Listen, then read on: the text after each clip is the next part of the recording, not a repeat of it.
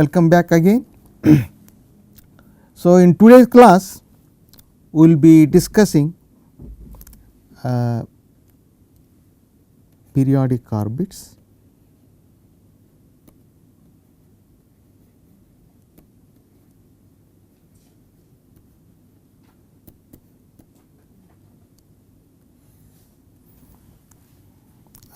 Especially their existence. So, these are also referred to as closed orbits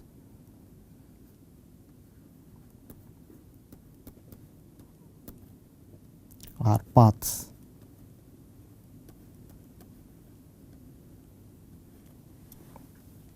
So, the existence of periodic orbits is an important part of qualitative theory and quite useful with respect to many physical and other applications. I am not going to prove any result in this discussion, mainly because the proofs are quite involved and they also require new concepts and tools. I will try to explain the results through some examples and through some pictures. The discussion is restricted to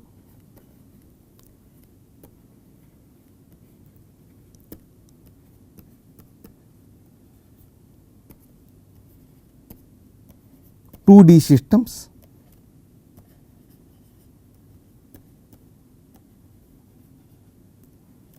and with regard to 2D system there are fairly general results. So, those things we are going to discuss. The main the important theorem with regard to 2D autonomous system is the celebrated Poincare-Bendixson theorem.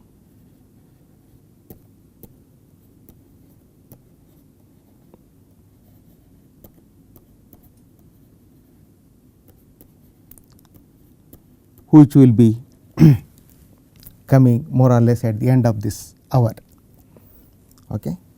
So, since we are discussing only 2D systems, so let me change a notation little bit and write our system as x dot equal to f of x y autonomous. So, there is no t dependence on the right hand functions.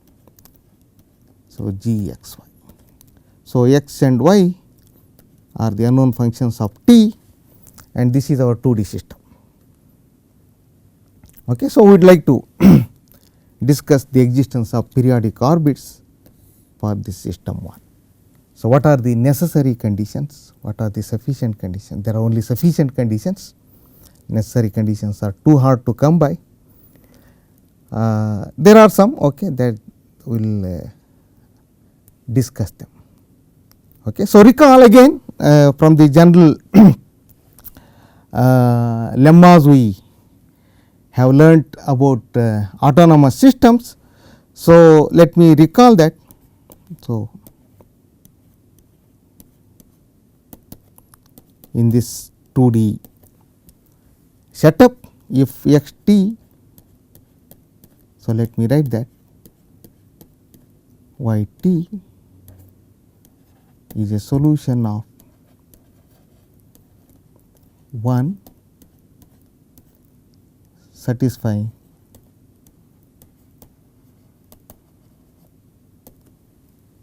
x of t 0 plus t is equal to x t 0 and y of t 0 plus t equal to y t 0 for some t 0 and t positive, then x t plus t equal to x t and y of t plus t is equal to y t for all t. So, thus the solution is periodic.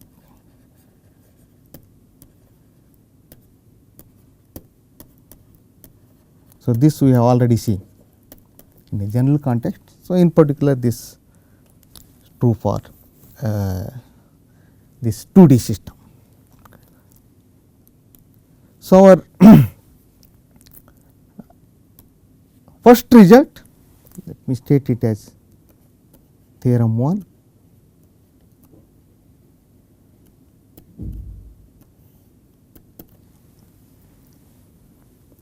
So, any periodic orbit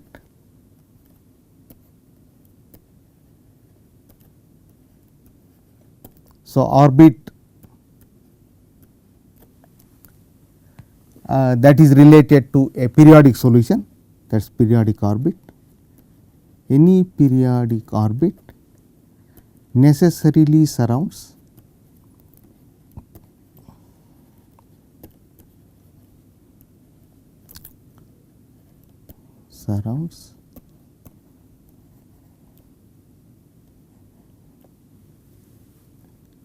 and at least one, okay, an equilibrium point of 1.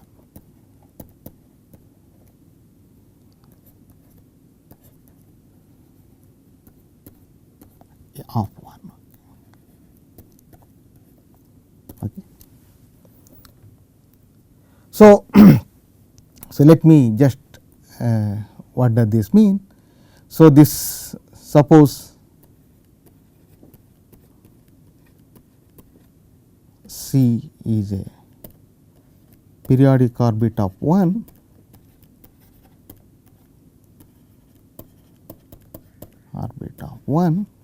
So, in the phase space, so it will be like this. Okay. So, that will be C. Okay. So, described by a periodic solution of the system 1. So, the interior of C, so that is what is meant by this surrounding. So, there is at least one equilibrium. So, this is equilibrium.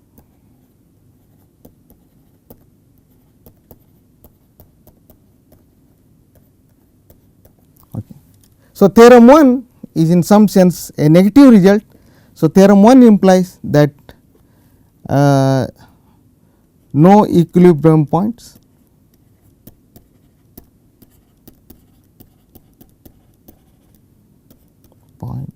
implies no periodic orbit.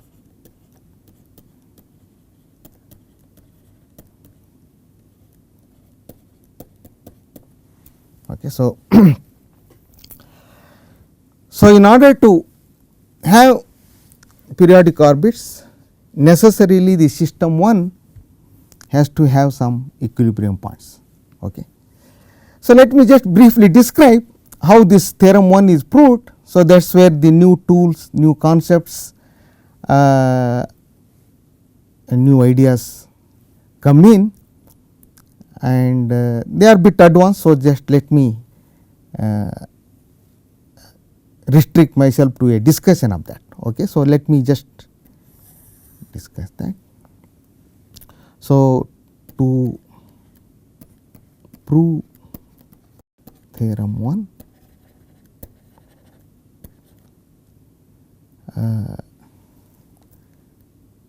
the concept of an index, okay, this is also called Poincare index. So, let me just Poincare index is introduced.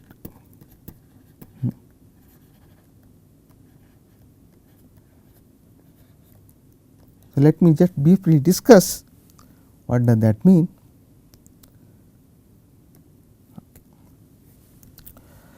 So, this is again very specific to 2D. So, this even this concept of index. So, you consider any closed curve, okay, not necessarily an orbit or curve in the phase space.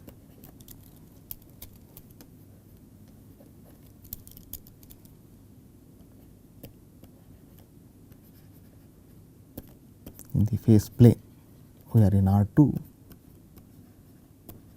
Okay, so that is R2. So, let me describe how the index is defined. So, this is curve C. Okay. Suppose this, so at every point on the curve you just compute this f x y g x y, this vector. So, this is in R2 now. So, that is the reason why you call system 1 as a vector field. So, vector field. Okay.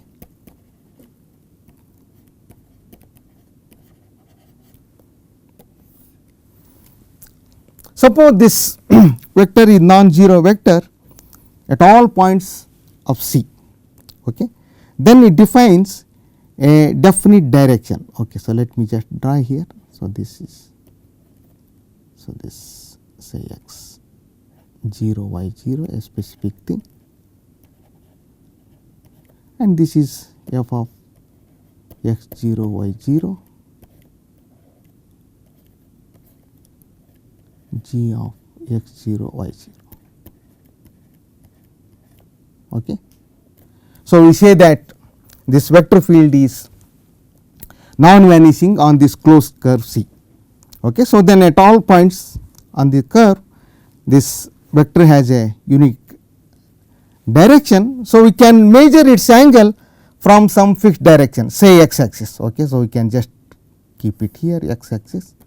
So, we measure the angle of this vector with respect to this axis, and then you start moving along the curve. Okay. So, you just move along this thing. So, they may just depending on f. Okay. So, you do that. So, you draw all the vectors along this, and then you come back.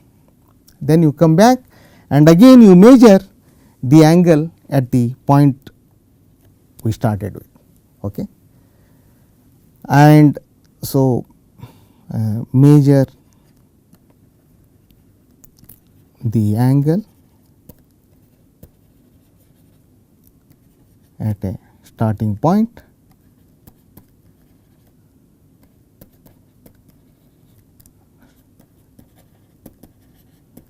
x 0 y 0 on C. Okay. Then make a round.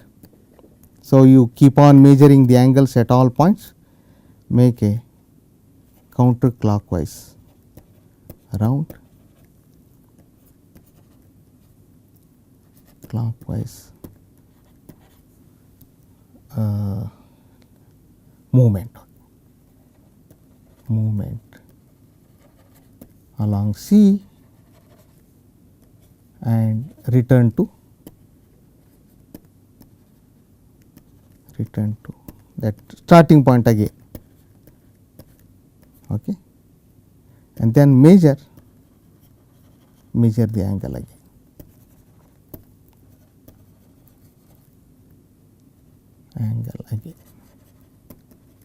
So, the difference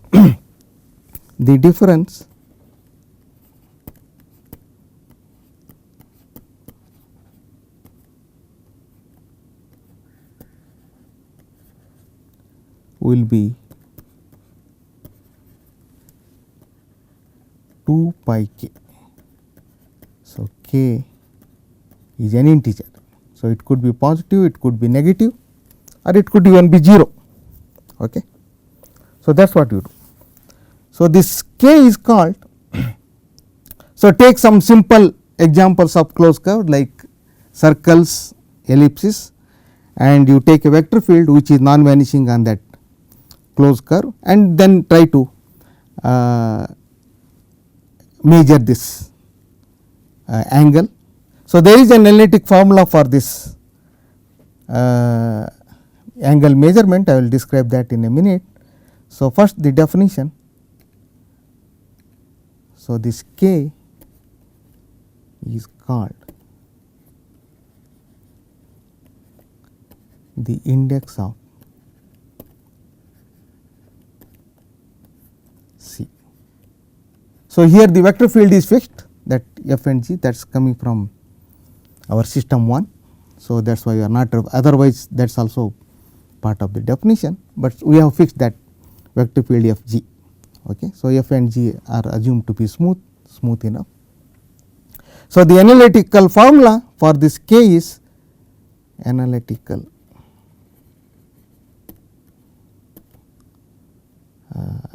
description, analytic description. So, k is equal to 1 by 2 pi. So, this is a contour integral over C. So, f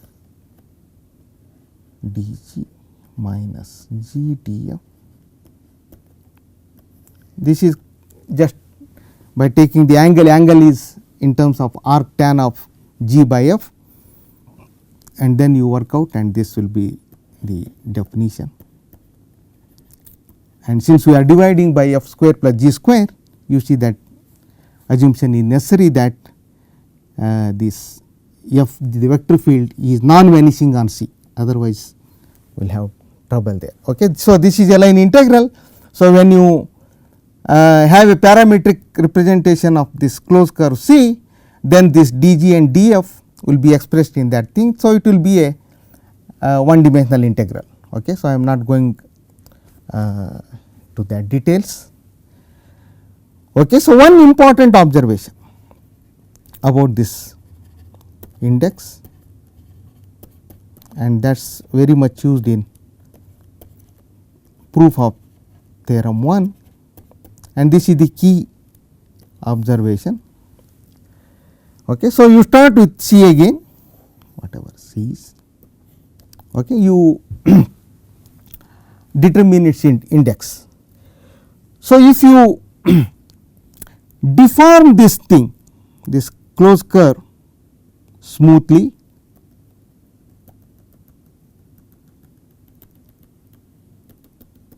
to another closed curve C tilde. So, this smooth deformation. Okay. So, there are again very precise description of this thing in terms of mappings. Okay. So, again I am not going to do that. This is the thing. Okay.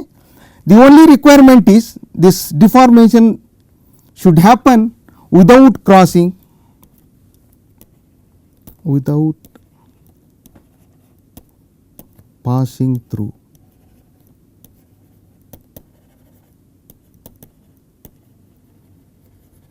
any, without, that is important, any equilibrium points of system 1. Okay. So, when we deform this C into C tilde, so nowhere we should come across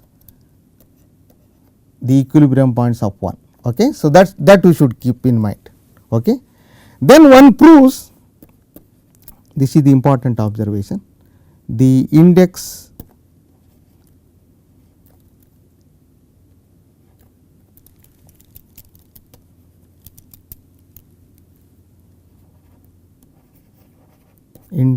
of C is same as index of C tilde.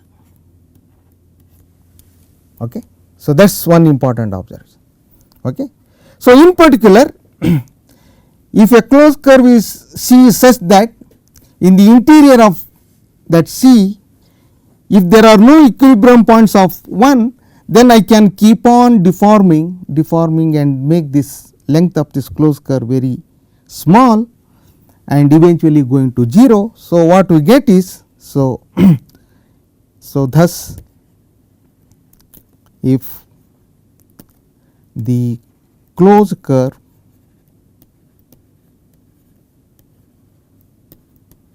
C does not contain any equilibrium points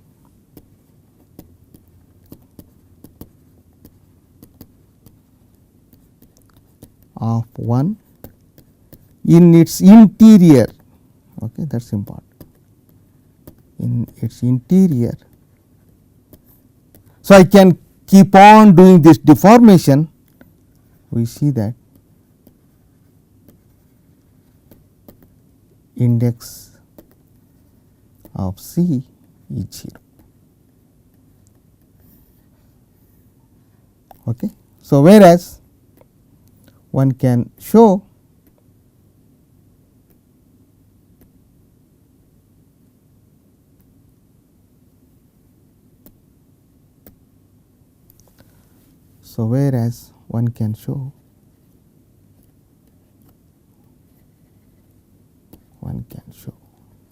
there are many results in computation of indices. So, it is one of them.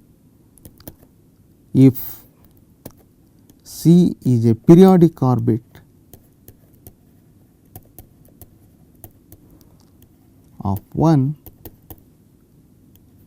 then of the system 1, then its index is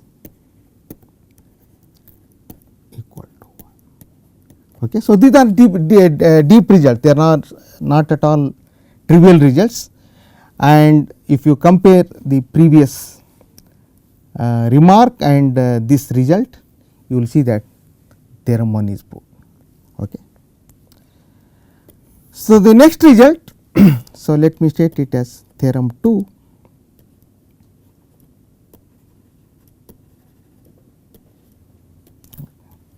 So, this proves, this implies theorem 1. Theorem 2, this is called Bendixson's criterion. Again, in some sense it is a negative result.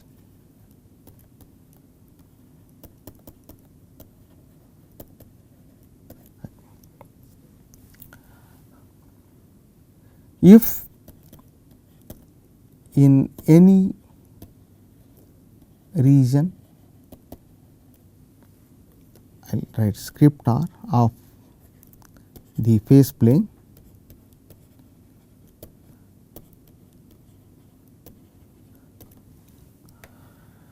this quantity divergence of the vector field del f by del x plus del g by del y, okay, f and g are smooth functions. So, this is in 2D, this is referred to as divergence of the vector field f g, has definite sign.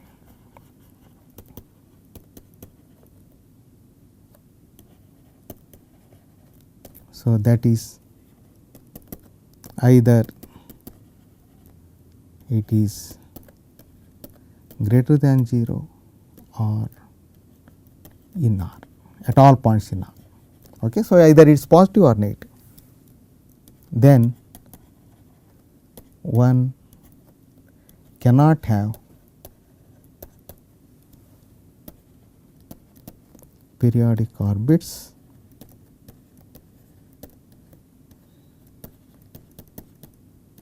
in R. In that region, the system 1 cannot have periodic orbits. So, this is a simple consequence of Green's theorem. So, let me just describe that. So, Green's theorem in 2D. So, it is something like integration by parts. So, there are of course some certain smoothness assumptions on the curve and the domain. Okay, I am not explicitly saying them. Okay. So, if again just in terms of the f and g, let me state that. So, if so, let better write this C, this is D. Okay, if C is a smooth closed curve,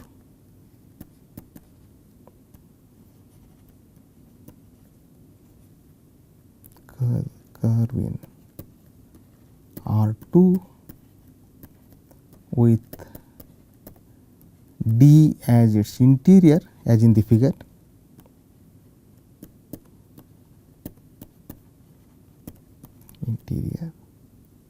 then this integral D of the divergence, okay, del f by del x plus del g by del y, del g by del y. So, this is double integral dx dy, and this is given by line integral c this f dy minus g dx. So, when you parameterize the curve C, so dy and dx will be expressed in that terms of parameterization. So, this will be a one dimensional integral, that is line integral, contour integral, line integral.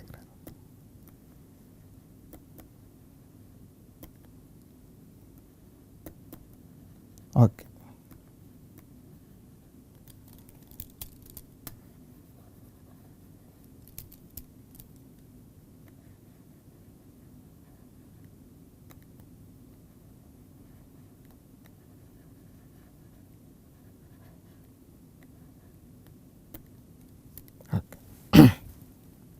So, now if this region does have a periodic orbit, then I can take that as C.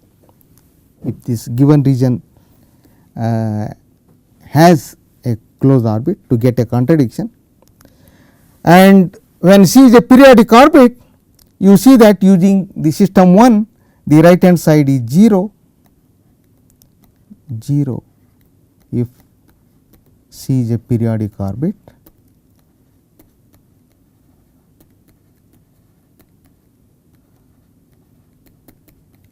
and whereas by hypothesis the left hand side is non-zero. Since this del f, the divergence del f by del x del g by del y has a definite sign. So, the left hand side will be non-zero, left hand side.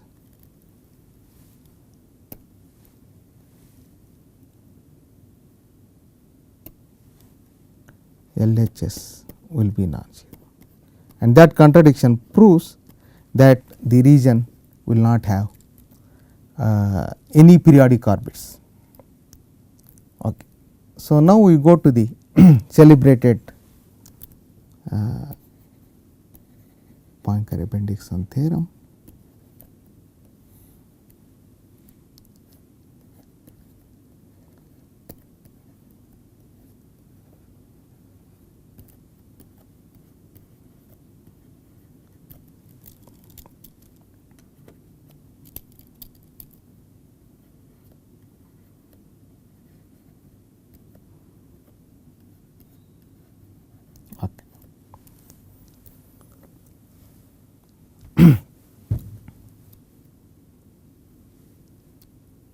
So, let R be a compact region in the phase plane.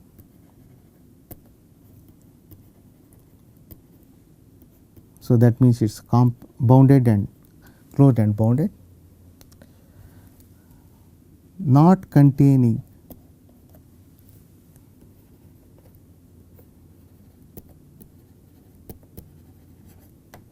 any equilibrium points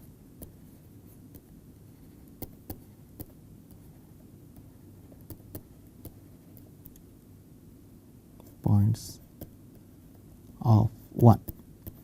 So, let me state that not, okay, not containing. Suppose an orbit. So, let me write it, since we are only in 2 dimensions. So, let me just write explicitly x t y t. So, that is a solution of system 1 enters the region. For example, it can start in region R, or it can even come from somewhere else. Enter the region R at time t equal to t0 and stays in R for all t bigger than. Okay. So, this is the assumption on the orbit. So, either it can start in the region R at some time t equal to t0 and then never leaves that region R for all future times, or it can enter the region R at t equal to t0 and then it does not leave the region for all future times. Okay. So, this is the hypothesis on the orbit. Then the conclusion: this orbit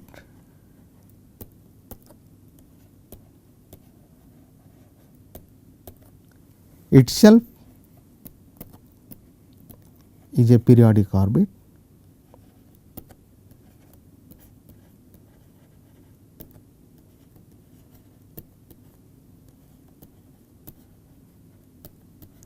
okay.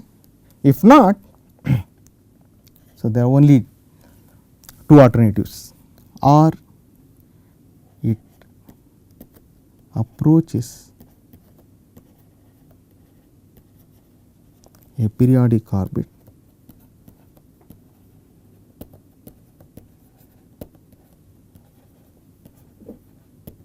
as t tends to infinity. So, thus under the hypothesis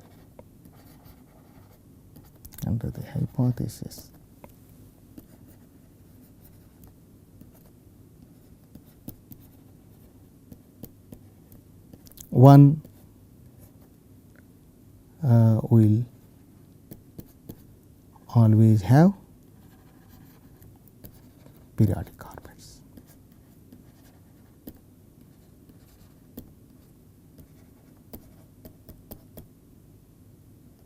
Okay. So, this is to some extent a satisfactory result. So, it under these assumptions on the orbit,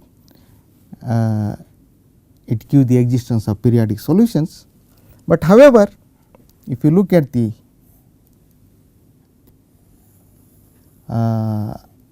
hypothesis, it is somewhat difficult to verify in a general situation. This can be done in particular situations, but to say that an orbit entering the region R will stay there for all time, that requires again some analysis, and it is not easy to verify in a general context. So, there are some simplified theorems, we will state one of them, which are specific to second order equations. So, this remember this is valid for first order systems and this is more general than that, but whereas in that other theorem of Lenard we are going to state that the verification is directly in terms of the functions involved in the equation and not in terms of the orbits of the equation. Okay. So, that is there is one difference. So, let me just briefly discuss the hypothesis, the contents and the conclusions of the Poincare-Bendixson theorem. So, if you compare theorem 1,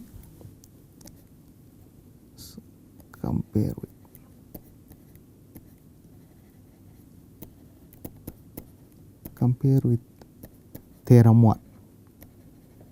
Okay. Theorem 1 says if there are no equilibrium points, then there are no periodic orbits, whereas Poincare-Bendixson theorem requires that compact region not to have any equilibrium points. So, how should that look like? That compact region in the hypothesis of Poincare-Bendixson theorem, how should it look like? So, it should look like typically an annulus type. Okay. So, this is something like that, and there is another one here, and there is some, let me call it x 0 y 0. Okay. So, x 0 y 0 is a equilibrium point of 1.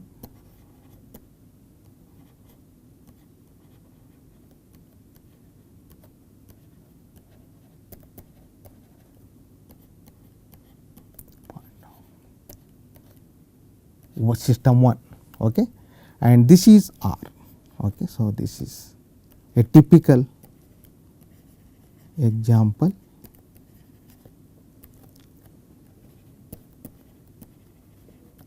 of R, a compact closed and bounded of R in Poincare-Bendixson theorem.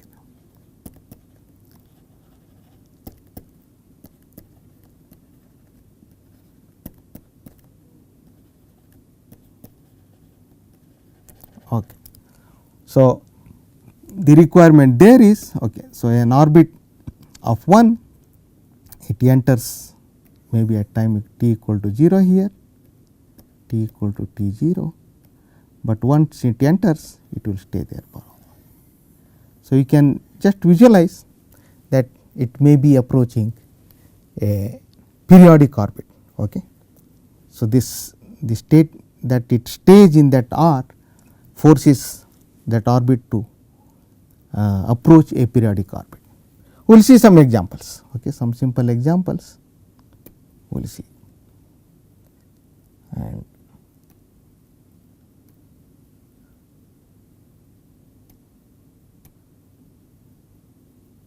okay, so examples.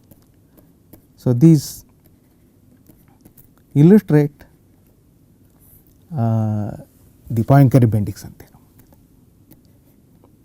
So, this first one, let me just state that.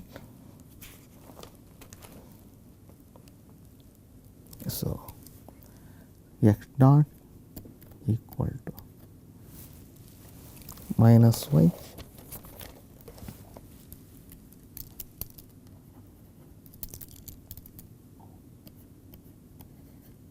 minus y plus x into 1 minus x square minus y square,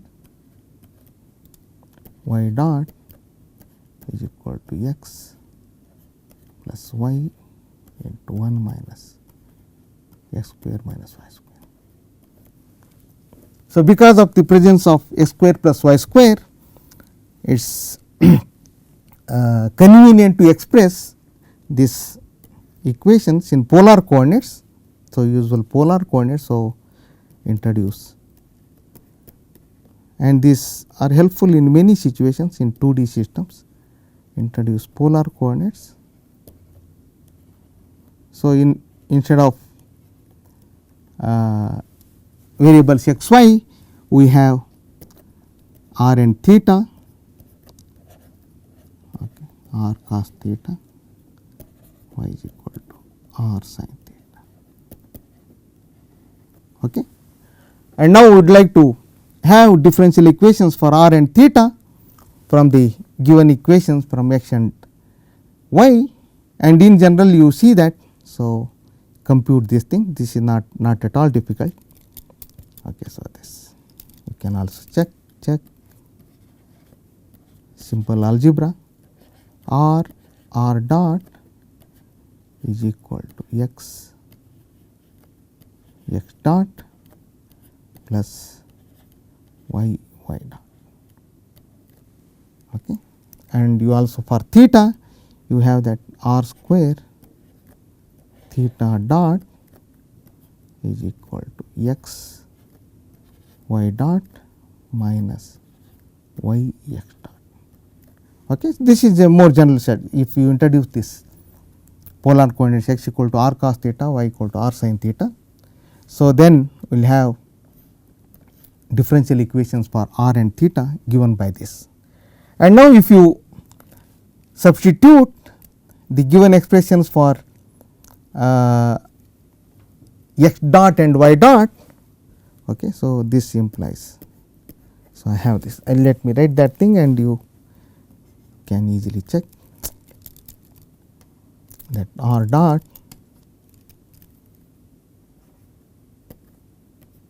is equal to r into 1 minus r square. So, you already see that it is coming from that x square plus y square expressions, okay, here. And theta dot equal to 1.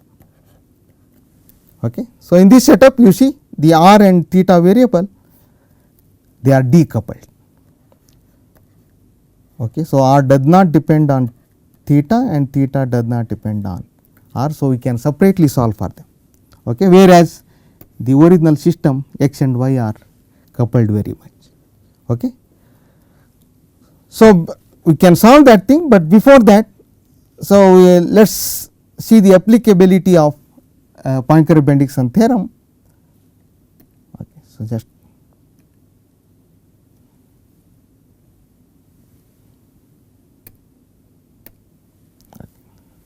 so if consider this annulus,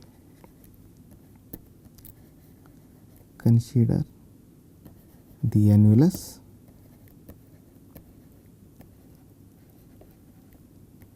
let me call it r. So, this is half less than or equal to r less than or equal to 2. Okay. So, that is the annulus. So, this. So, this is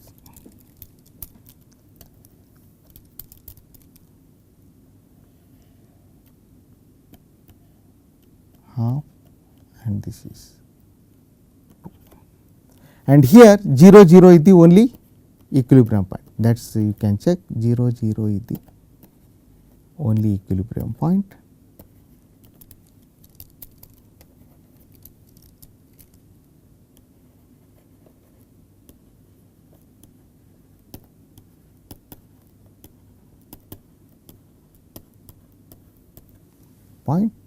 So, this r does not contain that because we are away from the r. Okay.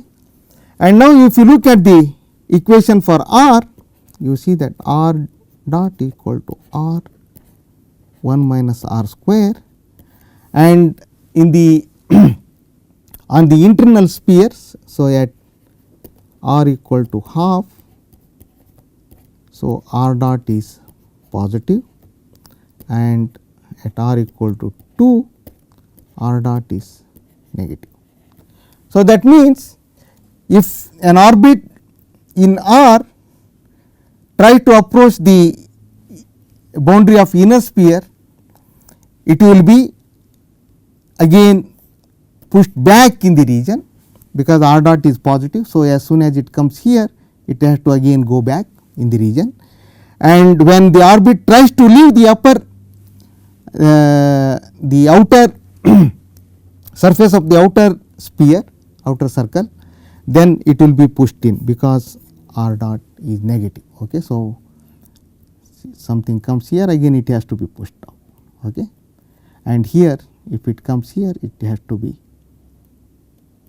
pushed inside this annulus. Okay. So, therefore, an orbit which enters or which starts there, starts in r will remain in r for all future times.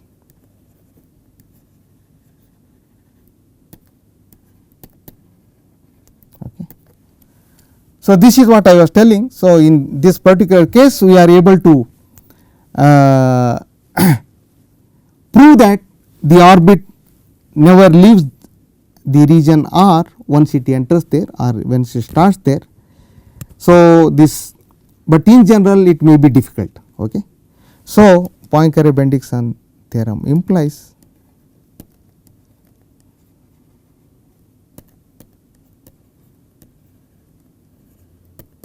induction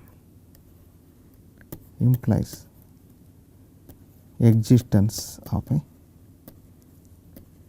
periodic orbit.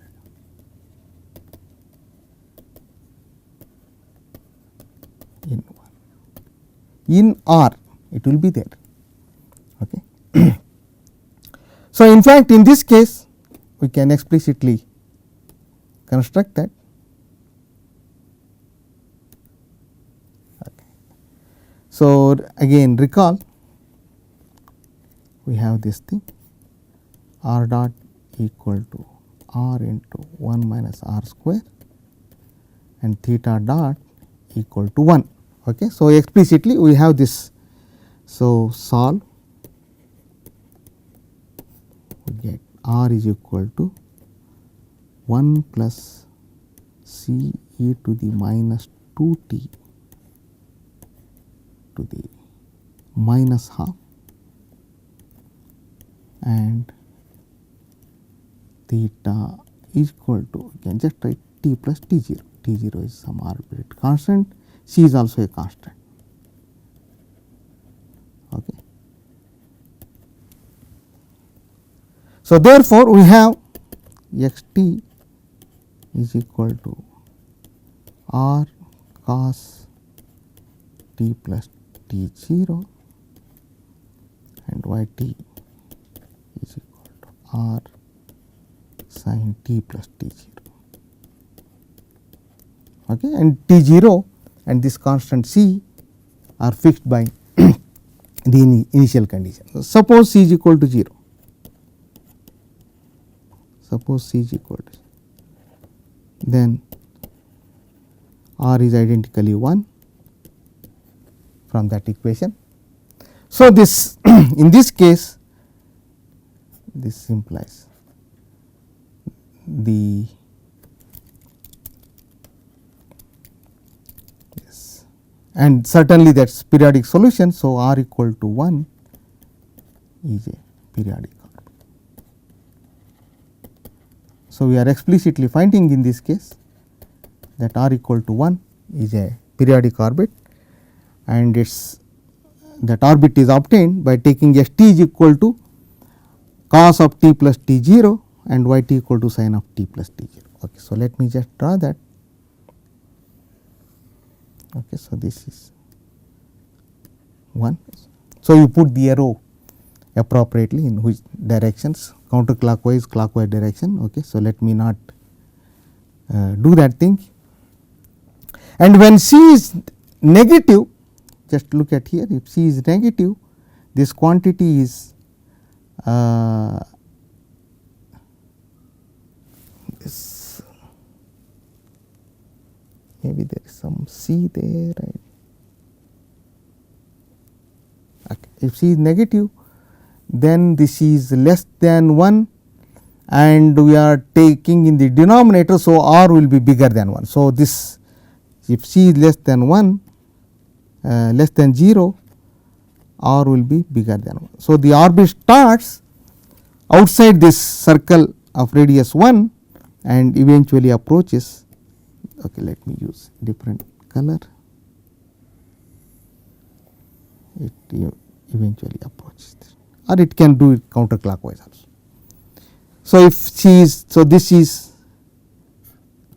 c negative. Okay. So, for every c negative you get such an orbit. Okay. And when c is positive, so this is more than 1. So, you are in the denominator. So, then r will be less than 1. So, c positive,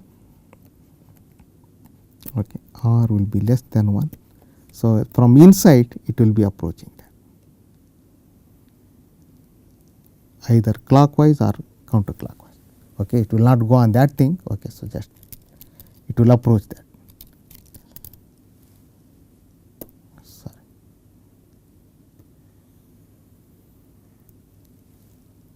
Something like that. Right. Okay. That is the c equal to c positive. Okay, in this picture. So, you can try a similar example. So, let me just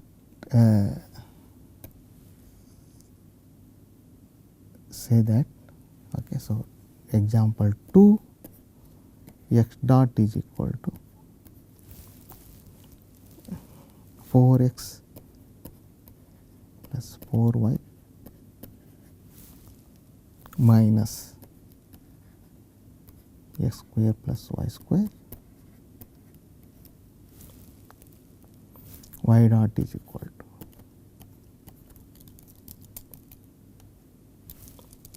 minus 4x plus 4y minus y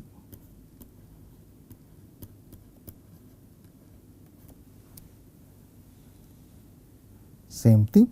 So, and again you introduce the polar coordinates r theta. It is similar to the previous example, but there is some subtle difference. I would like you to work it out and see what the difference is. Okay, so, here we have r dot is equal to r 4 minus r square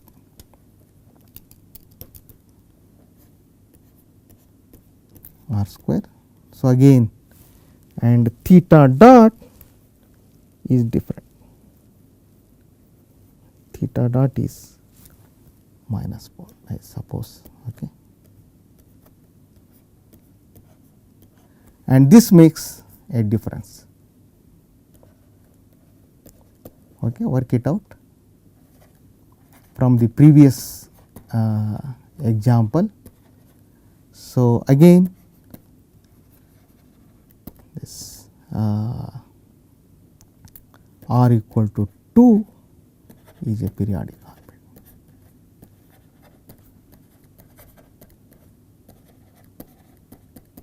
So, now you work in the region,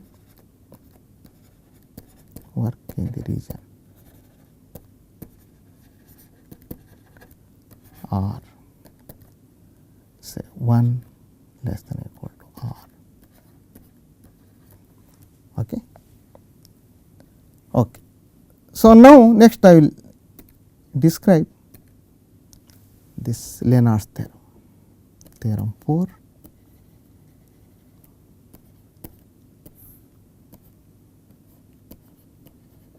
Lenard's theorem.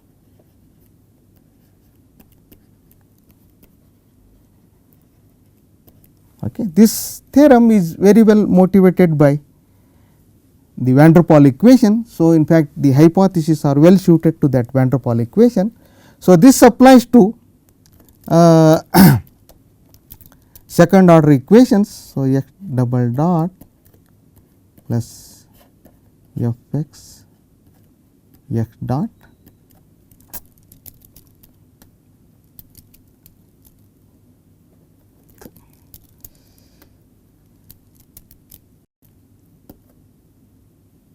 plus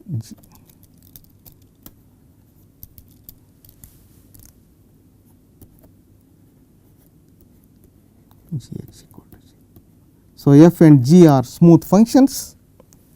Okay. So, f are C1 functions.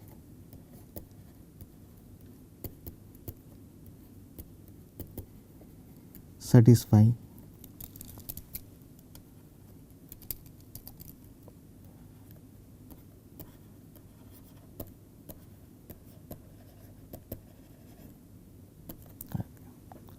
one, g is odd, that is g of minus x is minus g of x. So, necessarily g of 0 is 0 and g of x is positive for x positive. Okay. This 2, f is even. So, that is f of minus x is equal to f of x, and if I integrate now little f, that will be an odd function, and the odd function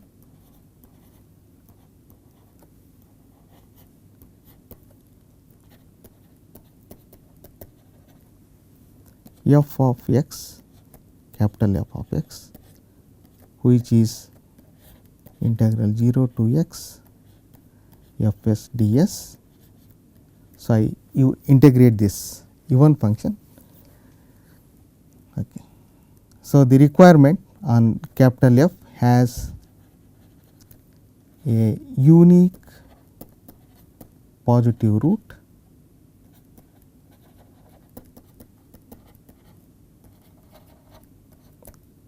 a positive root and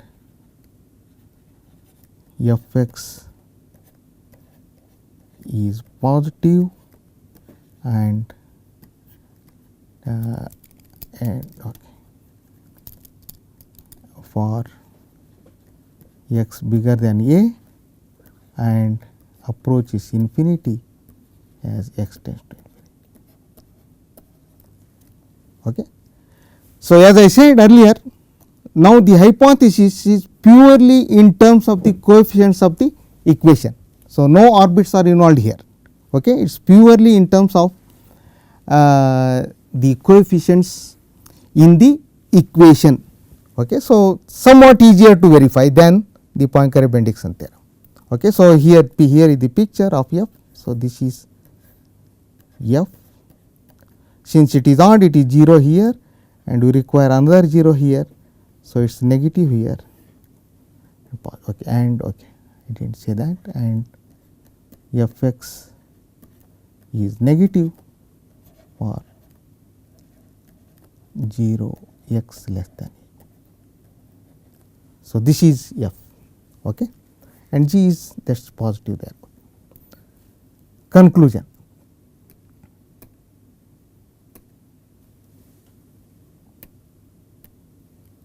Conclusion.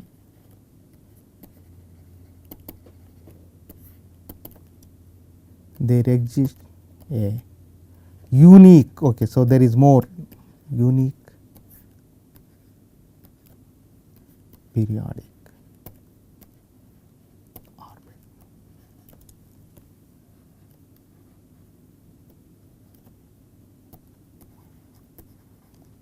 Okay. And here in this case you can easily check that. So, 0 0 is the only equilibrium point in this case.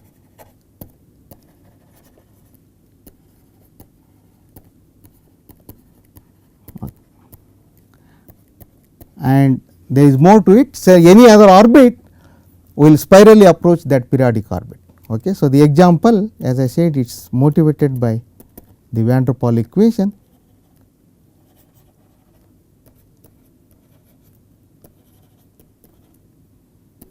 So, recall this x double dot plus mu x square minus 1 x dot plus x, and mu is positive. Okay. So, here this is our f x in the Lenard's theorem and this is g. So, capital F of x will be just mu x cube by 3 minus x. So, you see that there is a positive root, namely root 3 and that will remain positive after that. Okay. Okay. So, the Lenard's theorem implies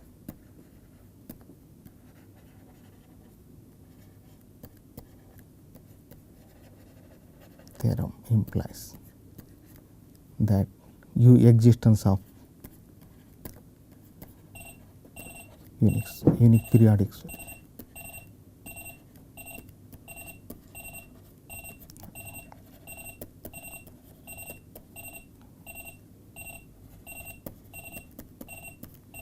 Okay. So, with that thing we will come to an end of this discussion on periodic orbits.